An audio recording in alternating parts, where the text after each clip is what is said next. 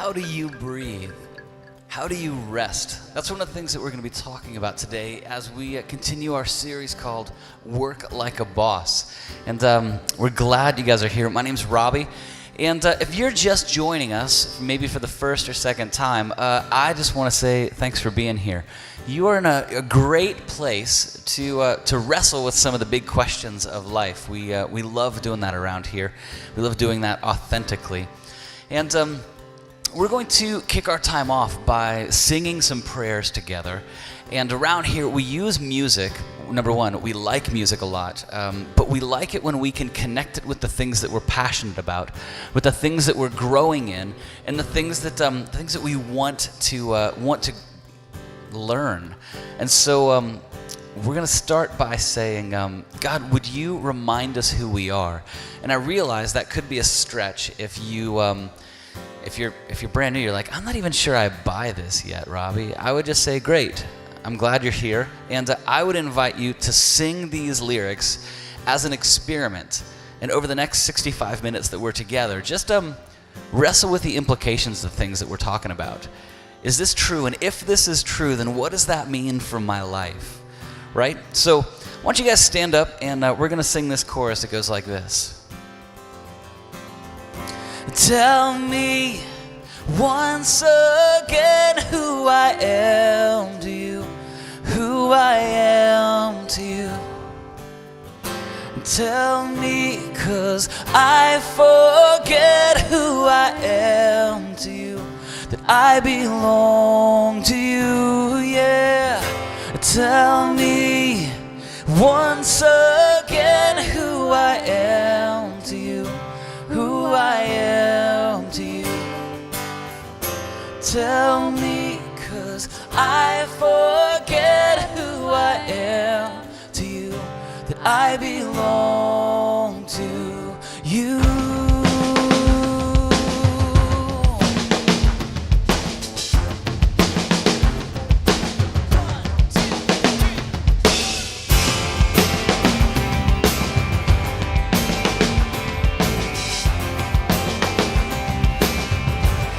When I lose my way, and I forget my name, remind me who I am. In the mirror all I see is who I don't want to be. Remind me who I am.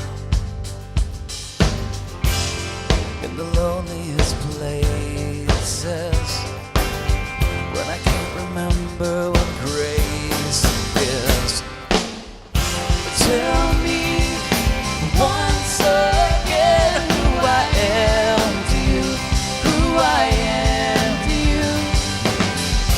Tell me, 'cause I forget who I am to you, that I belong to you. To you.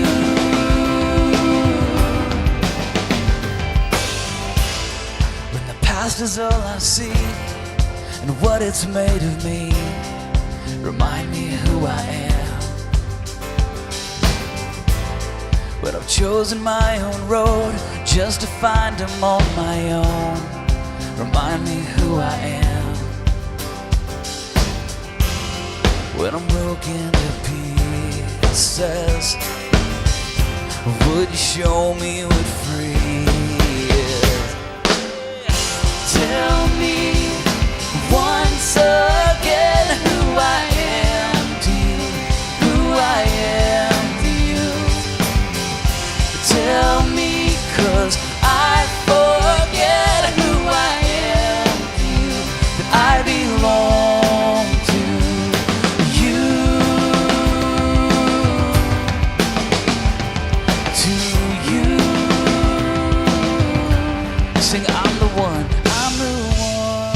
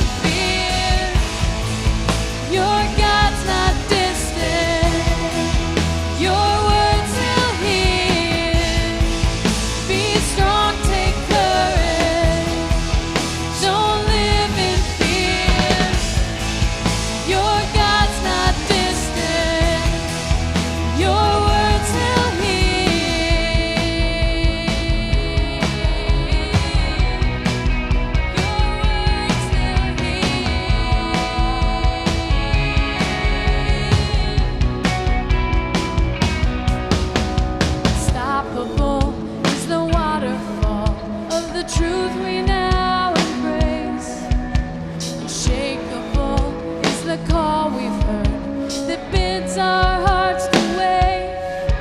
Unstoppable is the waterfall of the truth we now embrace. Unshakable is the call we heard that bids our hearts away. Be strong, take courage. Don't live in fear. Our God's not distant. Our words will hear. Be strong, take courage. His words are true. He will not fail, forsake or abandon you. Oh, oh,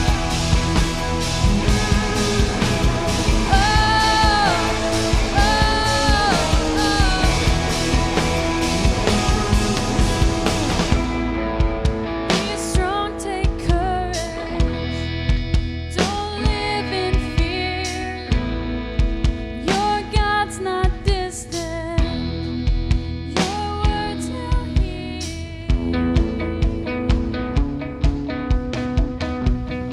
God, I ask that you would see our steps into this place as our silent prayers of wanting to encounter something greater than ourselves. Believe that's your desire for us, well within your ability. So we offer you the next 50 minutes and say, come meet us right where we are. Thanks, God. In Jesus' name we pray, amen. Well, guys, thanks so much for singing along. Why don't you just turn to some folks around you, say hey, and if you have some extra space between you and the stranger next to you, let's scoot in towards the middle and make some room for some of our late friends.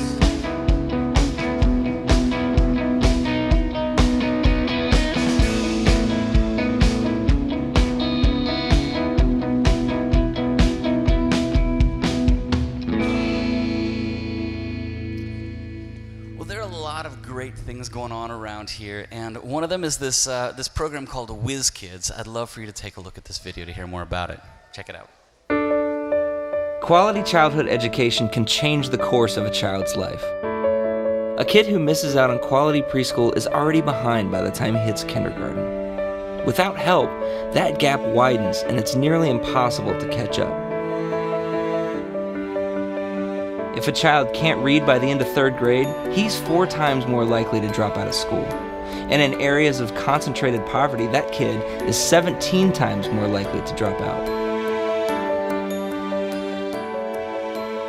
30% of Cincinnati public school third graders are currently failing the state-mandated reading test. In other words, nearly 1 out of 3 of these kids is set up to fail. Children who beat these odds almost always succeed because of a relationship, because of a teacher or a mentor or a coach, because of someone who believes in them. Whiz Kids program means a lot of things. For self-esteem, it's a great positive influence. Academically, I hear the students, they tell me, I can read better because my tutors help me. My mom signed me up for Whiz Kids because I had a hard time getting my homework done. Now I do it. My favorite thing about Whiz Kids is the tutoring. What I like about Whiz Kids is drawing. And Reading.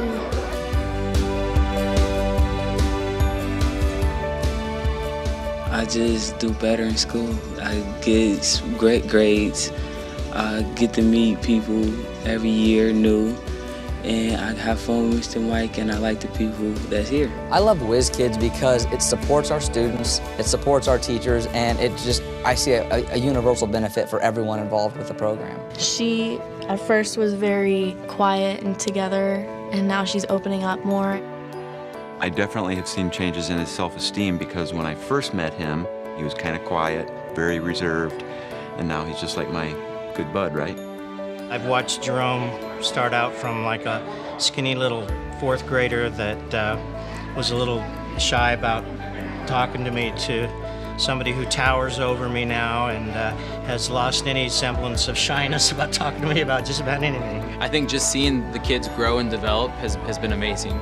It's easy sometimes from week to week to not feel like you're making a difference, but to see, for example, Anthony learn his multiplication over the course of the year, or really grow and mature as a young adult, is just amazing. Santinez was about a grade and a half behind. We were actually sounding out words still and going through a word list. And now he is reading books, and we improved a lot. He's on pace for second grade, so we're really proud of him. Just seeing the progress that they make and going up in grade levels. Muhammad's already gone up 4 or 5 just in this half a year. I get phone calls on a regular basis from parents wanting to get their kids into the program, and we don't have enough tutors at this point, and that we have, our demand is much higher than the supply, and I'd love to be able to reverse that trend a little bit. It's 1 hour out of your week, and for me, it's just one of the most rewarding parts of my week.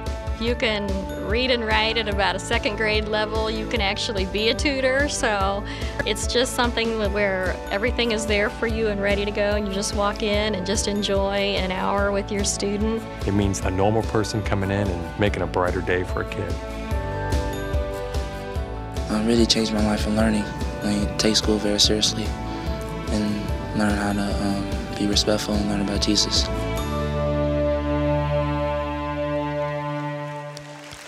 Come on. Whiz Kids, right? I'll tell you what, I believe that Whiz Kids is the long game of change in our city.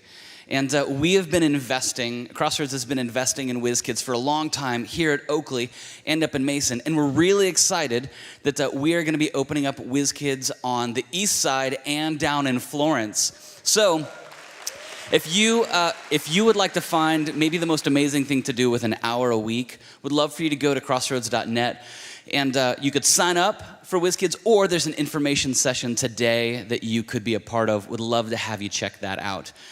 We have a lot of things going on. I just want to tell you about a couple of the big ones. One of them, those of you from Cincinnati, how many of you have a story that starts with, this one time at Bogart's? Anybody? Anybody care to admit it? Right on. So, a lot of stories are going to start changing because Crossroads is going to Bogart's tonight. Yes, Crossroads Clifton is opening up, and we're targeting towards college-age students, UC Xavier. So, if you are a college student, not if you just like college students, but if you are a college student, we'd love to have you come down and check it out. Doors open at 6:50. We'll start at about 7 o'clock. And Brian's going to be down there.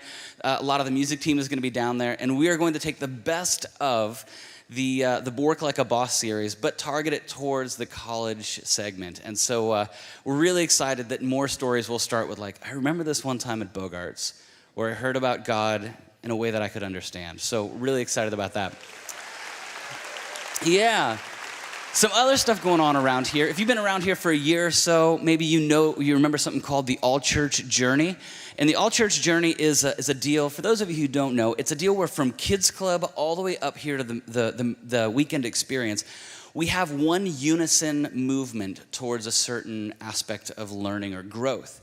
And typically that happens in the fall, but we have a big fall coming up with Awaited, so we're retooling the journey, our resources and experiences, and that's going to happen in the spring. So where normally you would get into small groups and get to know one another, and for about 8 weeks, we're going to do that now in the spring. So somebody else has got a busy fall too. So what that means, we do not want you to wait until the spring to get to know the people around you or other folks in the community. So we are launching community groups. And community groups are groups that meet for a short amount of time where you can find like-minded folks who want to learn the same thing you want to learn or grow in. So if you open your programs, there are a lot of the community groups, not all, but a lot of the community groups listed in the program. And you'll be amazed at how close you can become with some other folks just by walking the same direction as them as you're learning and growing. It's a beautiful thing.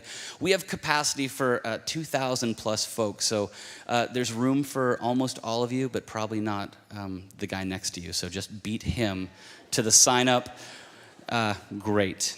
there are a lot of things going on around here, and the way that we make that happen, the way that we see change happen in our community, our city, and the world around us is by being generous. And the Crossroads community is generous in a couple of ways.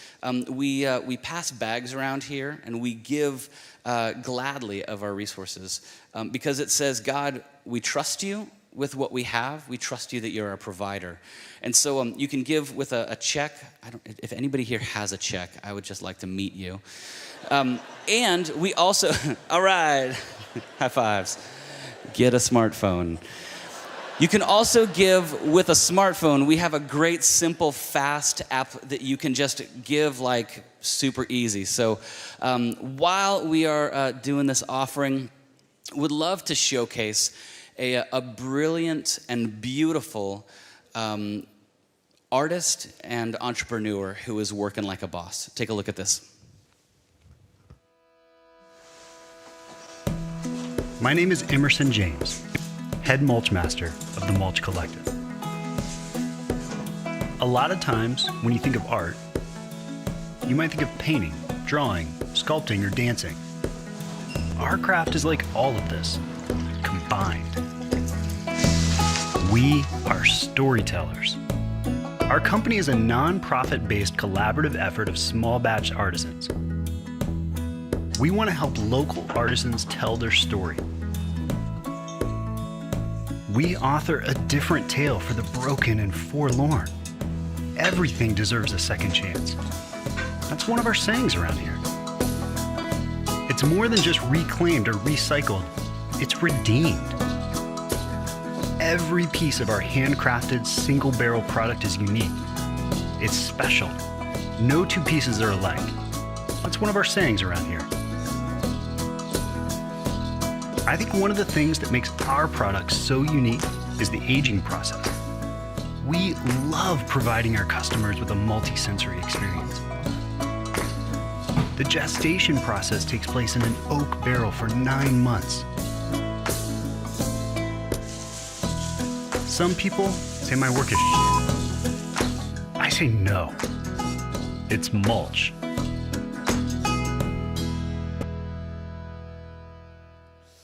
Yes. We're all trying to get artsy and everything and trying to make products that are beautiful and long-lasting, and that's wonderful, but at the same time, there's just something we're trying to reclaim about the beauty and value of work itself. I was thinking about this a couple weeks ago when in USA Today, I ran across an article where the future King of England, Prince William, got a part-time job as a search and rescue pilot for 40,000 pounds a year. And you can think, why would he do that? He doesn't need the money, but he does it because he needs to work. There's this spiritual need that we have. And inversely, today we're going to look at the other thing that we need. We need to rest for work to be powerful. We're going to talk today about resting like a boss. Let's pray before I go any further. God, you're good to give us moments like this. And I know this is a restful time for us because we're doing something different than we normally do. I pray that we would continue to rest today, but you would also restore us, at least restore to our minds an image of what a healthy life would look like that would lead to a more productive work life, but in the end, just means we want to be more like you and rest. Help me be clear, and thank you for our time. In your name I pray, Jesus. Amen. So, why would we rest like a boss? I mean, it seems like rest and work just doesn't go together. Shouldn't those be two entirely different series? Well, we looked at the beginning of our series how God starts off in the Bible, in the book of Genesis, working. He works for 6 successive days. Work. And then the 7th day, after Adam and Eve, after humans, you and I are created, on the 7th day, the 7th period of time, it says this. And on the 7th day, God finished his work that he had done, and he rested on the 7th day from all his work that he had done. So work is good because God is doing it. Work is good because Adam and Eve are about to do it before anything goes wrong in the world. And yet, they rest. They rest intentionally from their labors. Now, the main idea for today is this. Rest is an act of faith. Rest is an act of faith. Whenever you unplug or disengage from what you normally do to serve others or earn a living, it comes from an act of faith. And this need to rest is actually seen all through creation. It's hardwired through creation. We have here in the Midwest, we have winter, right? And winter time means no crops are growing time. It's forced rest on the land. This is why farmers know that I don't know, so a few years ago, that the produce that's created on our fields here in the Midwest is far superior to the produce that's created and produced in the fields in California and other places. You would think, why would that be? There's chronic sunshine. You have perfect water that's controlled through irrigation. It's because we here have the forced rest of the land that goes into a deep freeze at winter. And that forced rest produces greater fruit. We also have, all of us, we have in creation forced rest for you and I that's called sleep. We're forced to sleep every day. It's interesting that I don't hear atheistic evolutionists talking about why we need to sleep. I mean, you think that if we're evolving to higher, more productive life forms, we would have evolved out of sleep a long time ago. I mean, it's wasted, right? 8 hours, I'm on my back, on my stomach. I'm not learning anything. I'm not growing anything. I'm not killing anything. I'm not cultivating anything. I'm not at all. And yet, we can't get away from it because God has hardwired into all of us the need to rest. And one of the challenges that I have doing this message is that, actually every message is, there's some people who don't need to hear what I'm saying. And there's other people who do need to hear what I'm saying. And so I know my temptation is to go, gosh, there's some people who are going to hear this go, yeah, that's I need to do some resting. And actually, no, you need to get your rear gear and start working more. So you rest plenty. I know there's some in here who just, and especially going to be 11:45 service. I'm telling you right now, 11:45 service. I shouldn't even give this message. I think I'm going to, seriously, half those losers show up 25 minutes late. So we're going to change the message for those people. But I just have to trust that we're all going to hear and apply this the way it needs to be heard and applied, because there's some things that we're just not sure, like how long should a work week be? I mean, God doesn't say, thou shalt worketh 40 hourseth. It doesn't say that. Is it 20 hours, is it 40 hours, is it 60 hours? I mean, what is it? We don't know. But one thing we do know, and we're very clear on, and that is that God wants us to rest. He mandates us to rest. And one of the basic forms of rest is to have one 24-hour period every 7 days where we are unproductive and disengaged from our normal work. It's in God's top 10 list, the 10 Commandments. Here's what it says. 6 days shall work be done, but the seventh day is a Sabbath of solemn rest, holy to the Lord. And whoever does any work on the Sabbath day shall be put to death. It's a sign forever between me and the people of Israel that in 6 days the Lord made heaven and earth. On the seventh day he rested and was refreshed. Yeah, you read that right. Will be put to death. Now let's think about this here for a minute. I thought the Old Testament was like curmudgeon-y God that was always like cracking the whip and making everything hard, so hard that he says, if you don't rest, I will kill you. He's a real curmudgeon-y God, isn't he? Wow, he's real difficult. Now, I don't think he's doing this any longer. There is one example in the Bible where this does happen in the Old Testament. I don't know how we apply that today, but I'm saying this. Just take this at face value and go, God is really, really intense and interested in this idea of rest. It's really, really important to him. Now, the interesting thing is God's rest is a bit different than ours. God works for 6 days. Seventh day he rests. On the sixth day, you and I are created. Adam and Eve are created. Our first day is work. Our first day is rest. That's right. I misspoke the first time. Why? Because we're not human doings. We're human beings. You'd think like if God's created us, we're supposed to be productive, go. We say, okay, Adam and Eve, you're done. I need you to get going, while the hay is up, go, whatever the saying is, go. No, the very first day, they are resting with God. And so I've shared this before. It's worth looking at again. This is a picture of how creation operates and how our life is supposed to operate. There's two extremes. There's resting, and then there is working. And the key to having an effective life, one of the keys, is to understand how this pendulum swings back and forth. God rests from his work, but you and I have to be in a place where we rest to work, because our very first day was rest. And if we don't have an accurate, healthy relationship between rest and work, we're not going to be the people that God actually wants and enables us to be. We ran across this study. I'll share it with you. Here's what it says.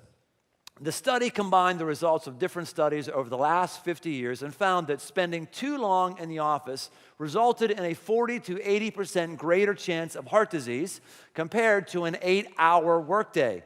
The latest findings discovered by scientists at the Finnish Institute of Occupational Health support results from a 2011 British survey that revealed that doing more than 11 hours of work a day raised heart disease risks by 67%. Now, I don't know how all this translates to us. I know I work 40 hours a week. I'm not saying that we should all work 40 hours a week. I'm just saying evidence is there that if we do not value rest and we are always going, there are physical consequences to that we will engage us. And we're seeing this in our work hours in the country. We think that our average work hours a week is 40 hours. In reality, we on average are working 47 hours a week, a day longer than we actually think. 4 in 10 workers work 50 hours or more in our country. 2 in 10 workers work 60 hours or more. We have a problem not only with our work ethic, as I mentioned the first week, doing the right things when we're at job. We have a problem with our rest ethic. Now, I'm going to give you a lot of points today. You can write them down, you assimilate them however you want. As I think about this, I thought, I'm trying to cram a lot of information here because I'm pretty confident you're not going to go anywhere else and learn how to rest. I don't think any motivational speaker, and I'm not one of them, is making any salt by telling people, hey, just relax. I mean, we're going to seminars to be more productive, to squeeze more time out of our day, to figure out how to do X, Y, Z. Very few of us are ever going to be in a learning environment where we're going to learn how to slow down. Very few of us. So let me tell you right now the incentives not to rest. Why would you not rest? Number one, lower paying jobs don't provide enough resources that requires another job. A lot of us in here, it's always hard to make ends meet. And it's not necessarily because we're mismanaging anything, but because the same job we're doing now that someone would have done 30 years ago is actually producing more food for them than it does us now or you now. And so more jobs have to happen, more work hours. A second reason why we are not resting is that higher level jobs, inversely, create higher incomes, which create longer weeks. It's well documented. The income gap is widening, and it's actually hurting both people. Those on the lower income are being hurt because they're having to work more to hit basic needs, and those in the upper incomes who are having a lot of work, the basic understanding is you're getting paid so much, so we own you. When you go on vacation, we expect you to be plugged in. We expect you to always be able to produce, and you are owned. It's really weird here in our society. For all of human history, the more money you made, the more leisure time you could have. Think Downton Abbey. Any Downton Abbey fans we have in here? What happens there? You have a lot of money, so you're hiring someone to do your butlering, whatever butlering means, or cooking, and actually putting your clothes on, all that kind of stuff. You can afford that. Today, no, that's not the case. The more money you have, the more money you're earning, the more responsibility you have, the more expectations that are on you. If those aren't explicitly placed on you, we have this internal thing of, man, I'm making some jack, so I got to make sure I never disconnect. Number 3, reason why we're not resting, is our jobs are very stimulating. If we're, laying bricks or something like that, at the end of the day, we go, oh, man, I just did something awesome, and we feel good about it. Or if we're problem solving, we're a knowledge worker, we're doing creative things in the computer, we're doing all kinds of things that are very stimulating, and then we go home, and now I'm going to watch Netflix, which is okay for an hour and a half or something like that, but then you're going, it's just not as stimulating as work is. We'll talk about that in just a moment. We have 38% of us check email at the dinner table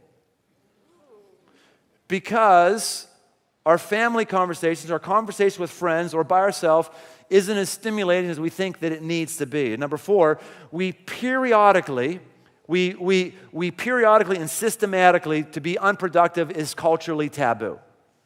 It's just not cool to say, yeah, I did nothing today. It's just not good to say, yeah, I just decided to not come into work and use one of my vacation days. Why? Well, just because I wanted to. I mean, that's just taboo. You got to save those for when someone's dying or something like that. 80% of workers in 1976 took an annual week-long vacation. Today, it's only 56%. And it's not necessarily because our bosses are more stringent on time off. We're not taking it. 70% of all workers don't use all of their vacation time. And there is an average of 12 unused vacation days every year. And why is this? A part of everything I've just mentioned, but also it's sort of culturally taboo for us.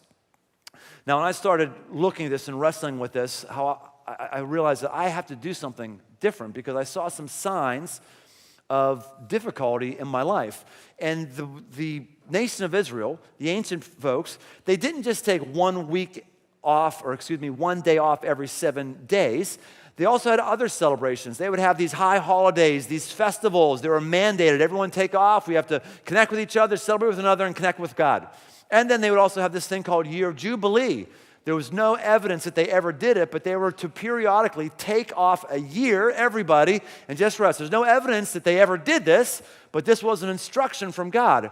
And so when we think about resting, there's all different kinds of ways to enjoy Sabbath or have rest. I'll share you mine. First, I have daily Sabbaths, weekly Sabbaths. That happens 1 day out of 7, where I just say for a 24-hour period of time, I need to not do what I normally do. I need to not be productive in what I'm normally productive in. Now, for me, that's Friday. I work on Saturdays and Sundays, so those days are out for me, so it's Friday. And why do I choose Friday? In part, it's because of this idea of resting to work. I want my rest to be in front of my intense work. Many of us, we think we have to earn our rest. I have to work at the company so long to rest. And no, we have to rest to work. So what happens for me is I could take off Mondays, could be my Sabbath, but then what would that be like? I would just be recovering from being tired on Saturday and Sunday. And in reality, Saturday is always a-coming. It's not Sundays a-coming, it's Saturday and Sundays a-coming for me. So I would be thinking, okay, what am I going to say on Saturday? How am I going to do that? So on Thursday, if I can get all my stuff pretty much done, if I can be 95% done with my message, so I put the final touches on Saturday morning, then Friday, I can rest. I'm like, okay, I got it in the box. And that means that I don't want to check email during that day. I do occasionally, I admit it, I am a sinner. I don't want to do that though. I aspire not to do that. I'm not having phone conversations with people on strategic discussions. I'm not reading for message content. It's a weekly Sabbath. Monthly, I want to have a Sabbath. I want to have a Sabbath every month. And one of the ways I do that is 3 weekends out of 4 weekends is my goal to preach on the weekend. 3 out of 4 weekends. Now, when I don't preach, I'm still got responsibilities in the office. But I'll tell you what, man, preaching on the weekend wears me slap out. There's times when I might have the energy to speak, I might have inspiration to, but out of the value of Sabbath and rest, I have to disconnect. And actually, it's good for everybody, right? I mean, you get to hear different perspectives. You get to be offended, not by me, but somebody else maybe. I mean, it's actually, it's good for everybody. It is a grind to do the same thing all the time, and I need that monthly Sabbath. And then I have annual Sabbaths, where I take off, as you know, around 6 weeks every year. I know some people are going, must be nice. It is nice, actually. It's very nice. So, thank you. I'm very appreciative of it. It's very, very nice. Thank you. Yes, it's a choice. It's a choice. It was actually a difficult choice that I've made. Let me give you the history of that and how I've organized that.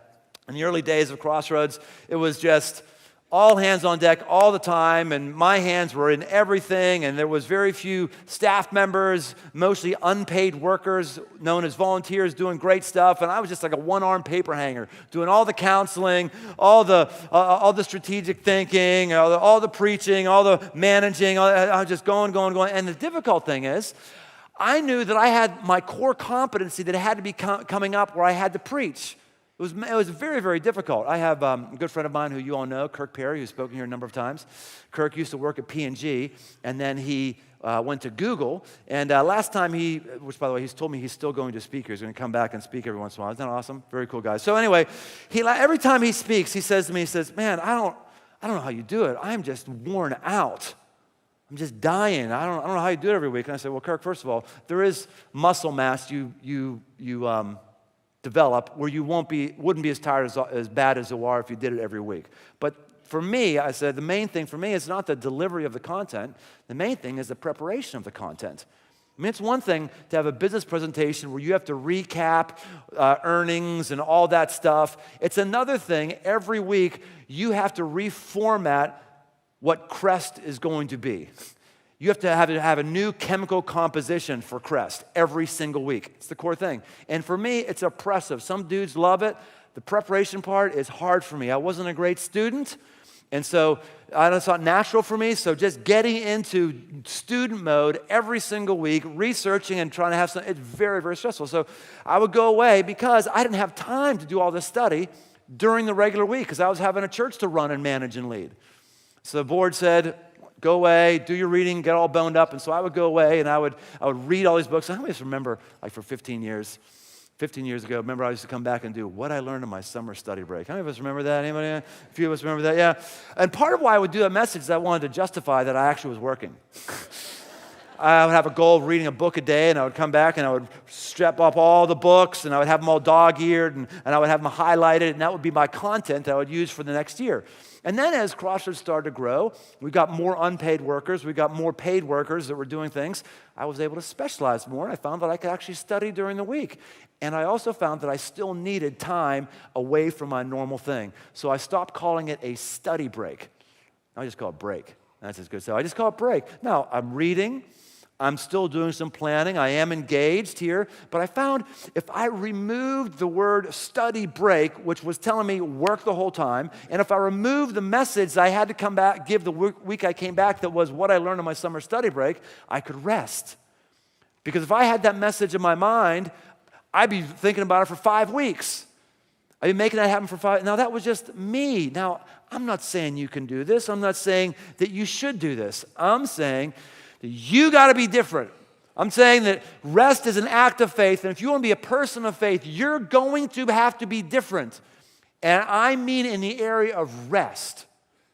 And there is amazing benefits that come to it. Now, if I just shared my little background on this, few benefits I've had. Number one, you have a hard time finding a pastor in the city that's been doing the same thing for 18 years. I'm at the same post, hitting the same nail, week in, week out for 18 years.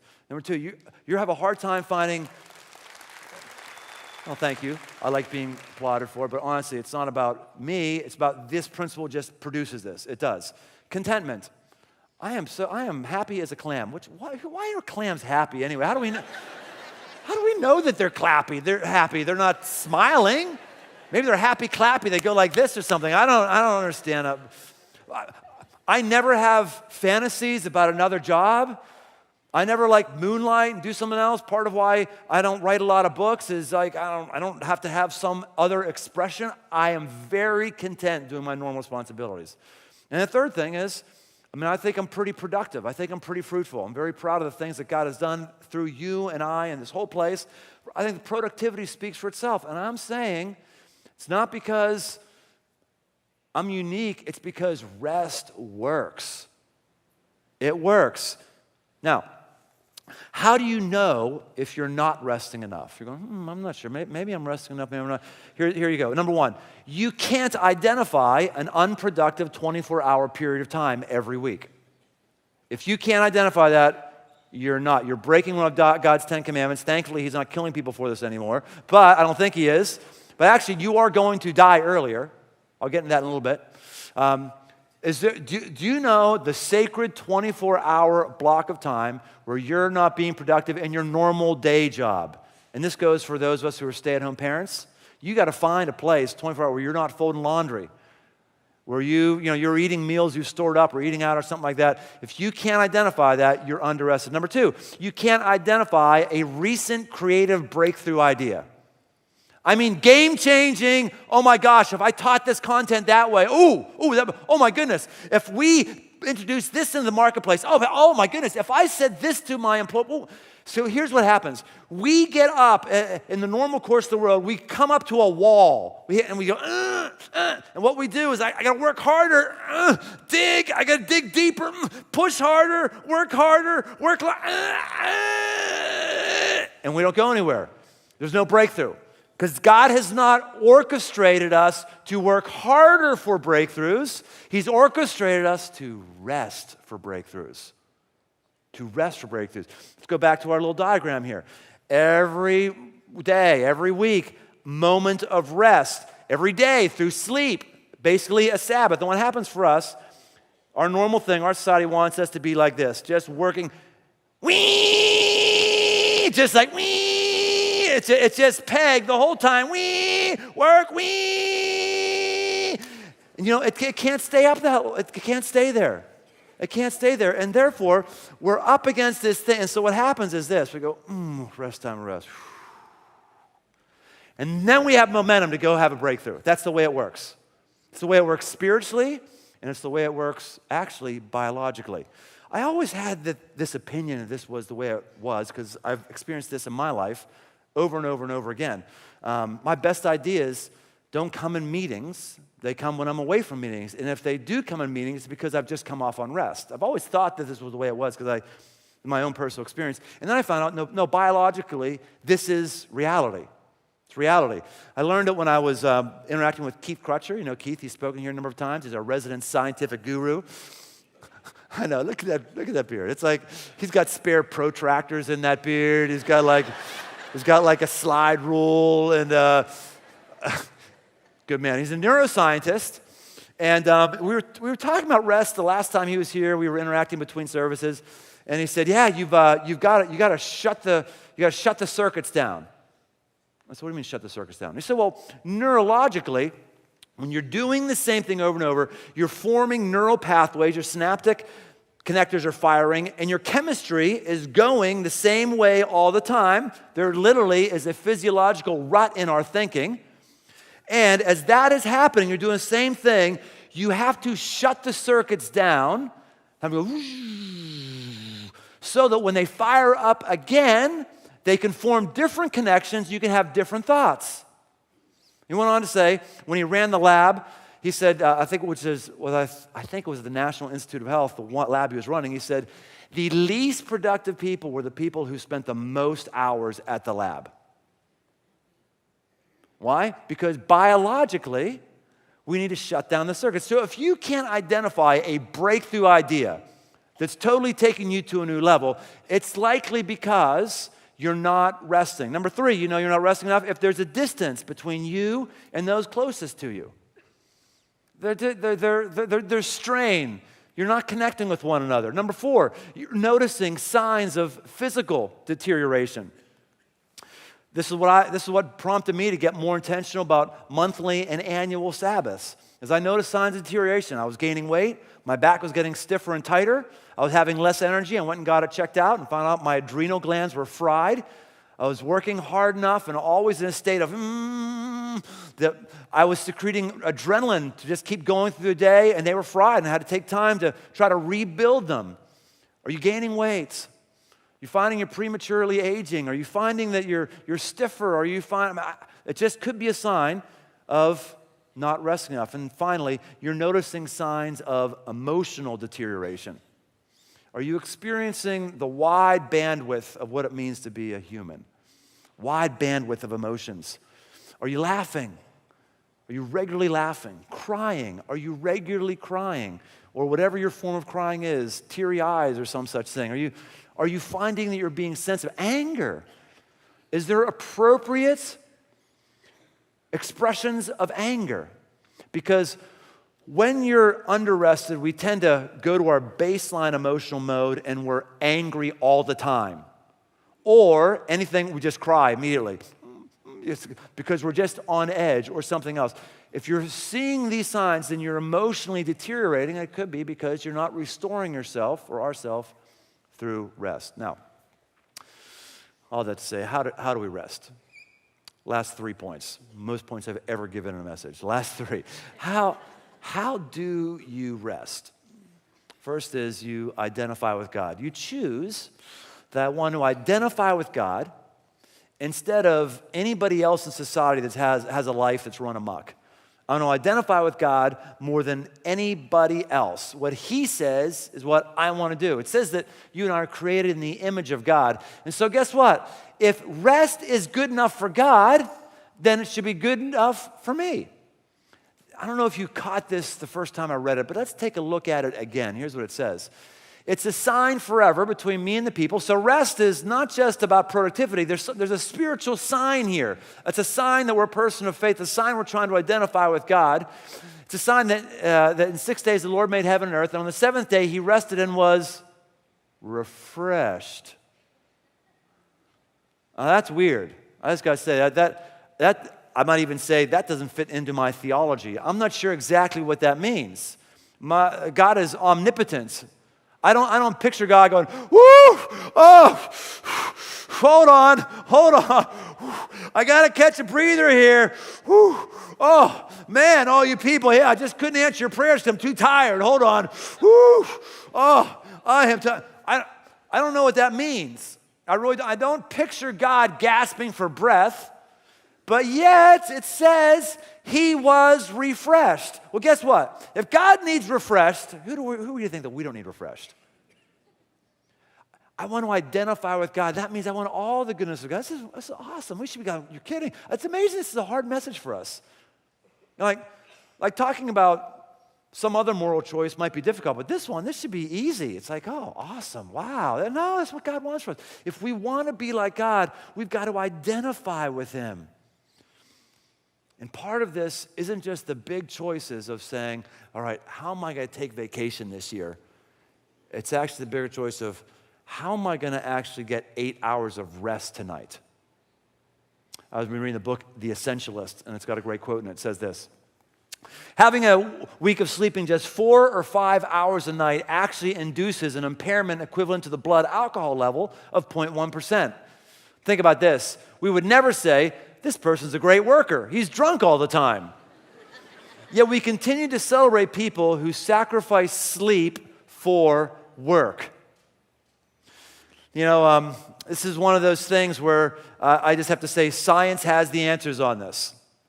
The Bible doesn't tell us anywhere about how long we should sleep every night. The Bible says, I believe it, that settles it. You know, I'm totally content with leaning into science all the time, actually. I don't see science in the Bible in contradiction at all, but especially into it when the Bible is silent on it. And the science is very, very clear. If you don't sleep 8 hours a night, you will die sooner. If you don't sleep 8 hours a night, you will be sick more during the year. You will have more diseases. You will be less creative. You will be less, it's scientifically factual. Now, there are very, very rare cases. Very, very rare. They're extremely rare. Just do the research on this. Simple application is get 8 hours of sleep tonight. Get 8 hours of sleep tonight. And for many of us, we can't do that because we don't have the faith to do that. Because we really think that if I took 8 hours, I don't know how I get everything done.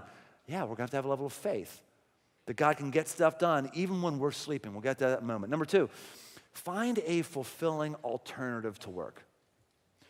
Part of why we don't rest is when we think rest, all we think is being inactive.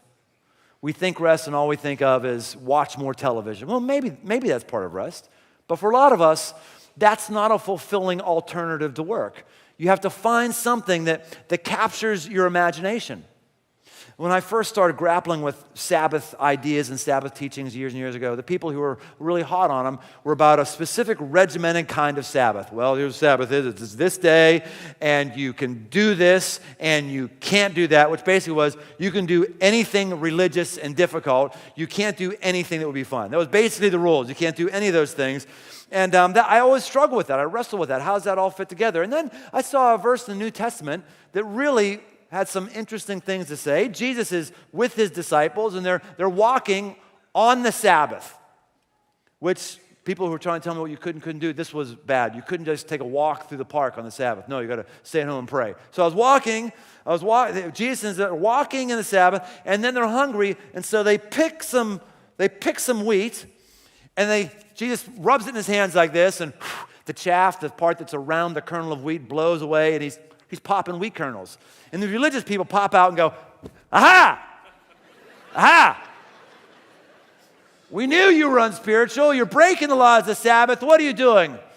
And Jesus is going, ho, ho, ho. And Jesus kind of powers up on him a little bit. He said, let me tell you what the Son of Man himself. Let me tell you, I'm Lord of the Sabbath. In other words, he says, I'm God. I created the Sabbath. I'll do whatever freaking want to on the Sabbath. That's exactly what he says. I'm Lord of the Sabbath. And what that message says to me is this. We need to be less into what you can and can't do on your times of Sabbath, the more recognizing, is this restorative? Is this bringing you closer to God? Is this different from what you do the other part of the week? And so for me, I'll lie on a couch fine and watch something. I'm not against that. But for me, that doesn't restore me as much as going camping with the family. It's work, you're setting stuff up, you're trying to gather firework, but it's stuff that I never do. My neurochemistry is going ways that it never goes. It's very restorative for me. And I gotta make sure I get 8 hours of sleep. No matter how long I party around the fire at night, I gotta get 8 hours of sleep or I will be hurting. And then, motorcycling for me. When I hit a deer a number of years ago going 80, and it was just not it was a good thing. I didn't get hurt, but it was a crazy miracle of God. After that, I got back on the bike, and I hated riding. I'd be riding down and going, oh, there's a bush, there's a deer behind there. I know it. He's going to kill me. He's going to jump out. And I'd see a tree, and I would just picture like a deer standing up behind the tree going like this. And he's going to jump out like a Far Side cartoon. And I couldn't. It was hyper paranoid to ride. And I told a friend of mine, I said, I don't know if I can do this anymore. It's just not fun. All I'm being worried about is a deer jumping out in front of me. And I said, well, don't ride anymore. And I said, well, I might not. I might not. If this doesn't get fun again, I'm not going to ride anymore. But the problem is I can't cut this out until I find something else to replace it. Because this is restful for me. This is recuperative for me. What am I going to do? Just go watch more television? I have to find something to replace it. That's how intentional you have to be about work and about your play. You have to figure out what is fulfilling for you. And what's fulfilling for you might not be fulfilling for me. And then finally, number 3, said it before, just drive it home. Step out in faith. Faith, rest is an act of faith. And what happens by an act of faith, there's clear instruction on the front end by God that we still don't know how it's going to happen, but if we do it on the back end, there's benefits. Same with other things, tithing. For those of us who tithe, you know this is exactly what it is. Clear instruction on the scriptures on the front end, like, I don't, and you lean into it in the back and go, oh, wow. This thing's really true. I do feel X, Y, Z. Or clear instruction on anything in the Bible. This is very clear instruction, and it's an act of faith. What we're really telling God, if we can't rest, what we're really telling God is, I'm God. Not you, I'm God. Because you need me at the wheel 24/7. This was seed time and harvest. Even in times of harvest, the nation of Israel was to have a Sabbath. Think about that. Your income, the way you eat, is coming up out of the ground. It's on the vine right now. And you got to get it off the ground, off the vine before it rots, or off the vine to market so you can make some money. But oh, bam, ding, Sabbath time. They would have to trust God and go back and trust that that was not going to rot and that they were going to be able to get it all done the next day. It's an act of faith. Rest is always an act of faith. I think we need to model this for other people. I encourage you. If you're working with people in a work environment, don't send out emails at 1 a.m. Don't try to impress people with how late it is. Save it and send it in the morning. Don't set an unrealistic bar. If you're a manager or you happen to manage people, don't put expectations on others that you might have for yourselves. Encourage people taking time off. I know it's rough. It's rough for me. Got a staff here, and it's like, oh man, are you taking vacation? And again, I think that internally. My flesh thinks that. My flesh does. But by faith, I have to encourage that and allow that. And you know what? It always works out, and the trains keep running on time. And God has his way. Why? Because rest is an act of faith. Now, we've been resting today, I think. It's been a dark room. It's neural activity you're probably normally not doing. But I want to give you another exercise of rest. It's one you can use and set you up for more restful moments. So the band's going to come out in a moment, and we're going to go through an exercise, do a little song in prayer, and do some other things. Before we do, let's just pray right now, okay? God, thank you for, first of all, God, I shared this a couple weeks ago at I think the 11:45 service. It's crossed my mind that I'm just thankful that you've given me a job that I can rest in and I can be productive in and I love. I just thought about this time today. Just being with great people who are open, receptive is really a blessing. It's a benefit. So thank you for that. And as we go deeper in feeling restful, we ask you to hear the words of this song, which are our pleas from our hearts.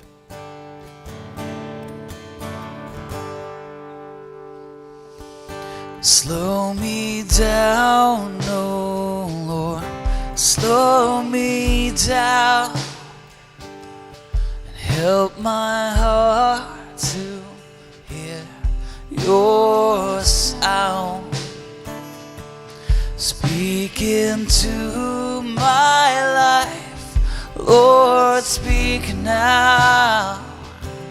Slow me down, oh Lord, slow me down, slow me down, slow me down, oh Lord, slow me down, and help my heart to hear your sound. Speak into my life, Lord, speak now. Slow me down, oh Lord, slow me down. Let's take our palms if you'd like to right now. It's a good exercise to do regularly, and I think it'd be good for us right now. Just take your palms and turn them upside down, palm facing down. It's the position of dropping things. So God, to rest, we want to drop at your feet right now our to-do list. We want to drop the stresses that we have. We want to drop the fixation with meeting a goal right now. We just want to drop and release those before you right now.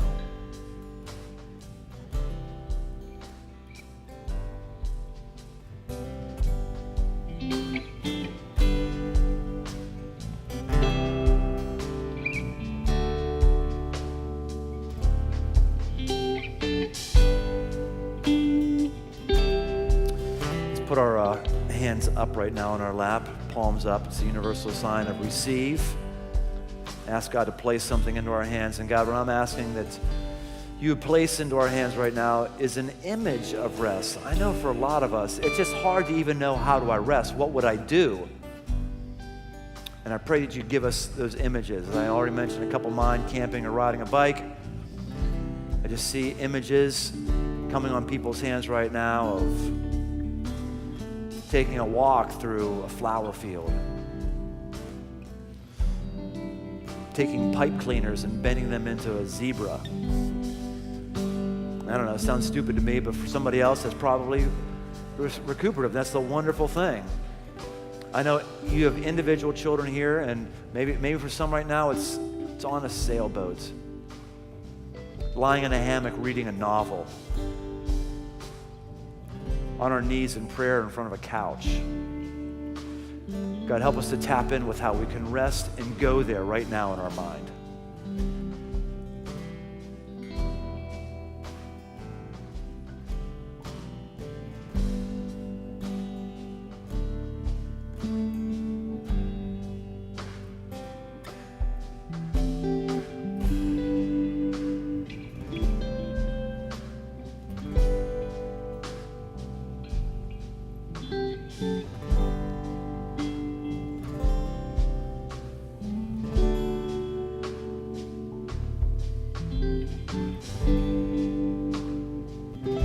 Just see yourself right now participating in that restful activity. Just feel how good that is.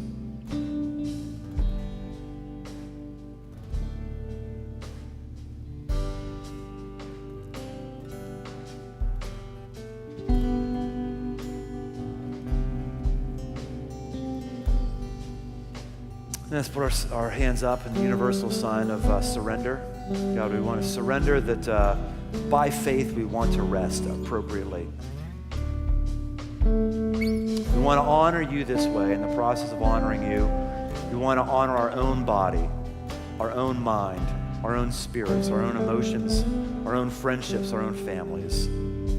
We surrender. We want to do this next week, this next month, this next year. Let's sing that section of this song again out of prayer. Let's stand and do this together. Teach me rest, oh Lord. Teach me rest, and your unforced rhythms of grace, that I may bear fruit from this place. Teach me rest, oh Lord. Teach me rest. Teach me rest.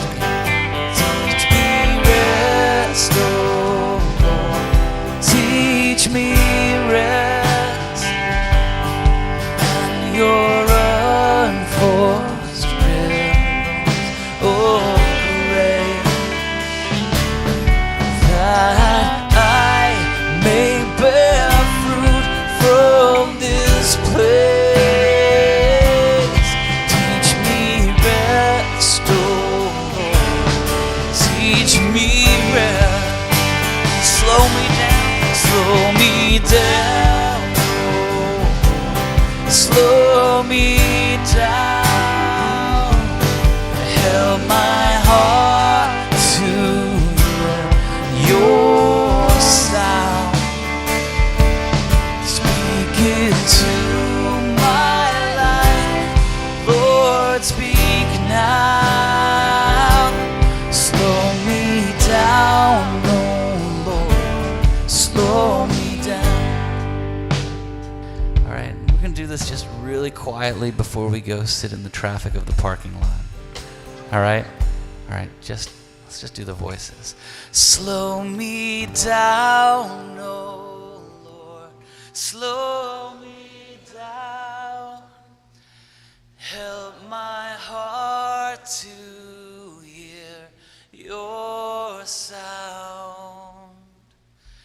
And speak into my life, Lord, speak now. Slow me down, oh Lord, slow me down. Great. Hey, have a great week resting to work.